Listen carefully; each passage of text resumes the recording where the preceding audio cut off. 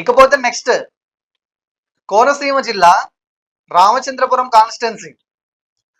ఇక్కడ 2014లో టీడీపీ నుంచి తోట త్రిమూర్తులు గారు, వైఎస్ఆర్సీపీ అభ్యర్థి పిల్లి బోస్ గారి మీద 16,922 ఓట్ల మెజారిటీతో గెలవడం జరిగింది. అలా ఈ రామచంద్రాపురం సీట్ ని టీడీపీ కైవసం చేసుకోవడం జరిగింది.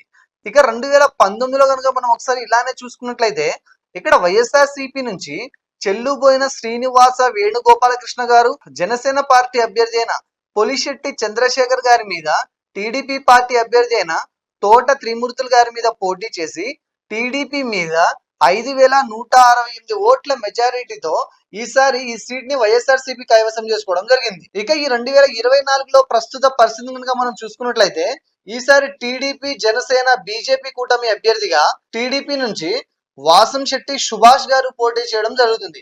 ఇక వైఎస్ఆర్సీపీ నుంచి పిల్లి సూర్యప్రకాష్ గారే ఈసారి కూడా పోటీ చేయడం జరుగుతుంది. ఈసారి వీరిద్దరి మధ్య జరిగే ఈ హోరాహోరీ పోరులో ఏ అభ్యర్థి గెలుస్తారో తెలుసుకోవాలి అంటే మనం ఒకసారి 2019లో ఈ పార్టీలకు పోలైన ఓట్ల సంఖ్యని మనం క్షుణ్ణంగా గమనిస్తే మనకు ఒక అంచనా వస్తుంది. 2019లో ఇక్కడ విడివిడిగా టీడీపీకి, జనసేనకి పోలైన ఓట్ల శాతాన్ని కనుక ఒకసారి మనం కలిపి చూసుకున్నట్లయితే సుమారుగా 88,000 పైచిలుకు ఓట్లు ఈ రెండు పార్టీలు కలిసి గెలుచుకోగలిగాయి. ఇక్కడ వైసీపీకి 75,000 ఓట్లు రావడం జరిగింది.